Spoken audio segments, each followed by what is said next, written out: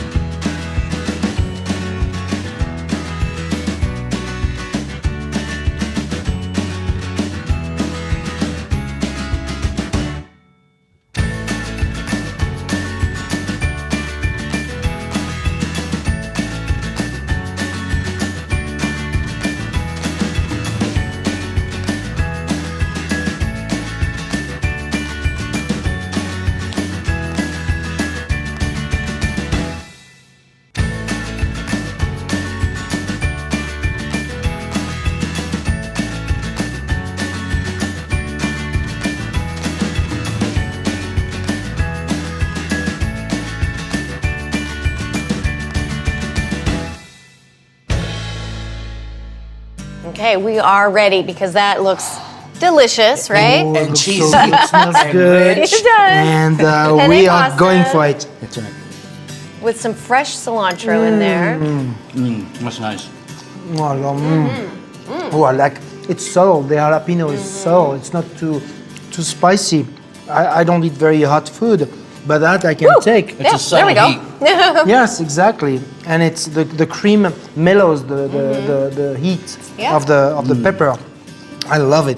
This is good. I like the bacon in it too. Well, that adds a nice Who little. does not Yeah. like bacon? It has Little bacon touch, in yeah. it. There are 7 strips of bacon. Thank you, Lori. We appreciate that. 'Cause everything's good with bacon. That's right. We could kick that up to 14 maybe. And a lot of herbs, a lot of dried herbs she Yep. puts in here, but as well as fresh cilantro. Yeah, so. cilantro and jalapenos are good combinations. Does this dish remind you of anything that you've I think done it's before? It's a macaroni and cheese on steroids. That's good. It's the classic American dish revisited, and I think it has a different layer of taste because of the complexity of the bacon, the jalapenos, the cilantro, the fresh herbs, the dry herbs, all the dry spices also in it. She put some garlic powder, and that cream cheese just is creamy enough. This is good. It's like comfort food. Very much so. This is Like a is it cold not- winter night. Yes. This will warm you up. Nothing really feels overbearing. I think she did a great job of making sure that everything is represented equally in this dish. I think nice. it's wonderful. Nice. I would like to do that at the restaurant. Can Can you put that in a crepe? Can you put that in a crepe? Oh, I could, Well, thank you, Lori. To get Lori's recipe for jalapeno popper pasta, visit wagrown.com.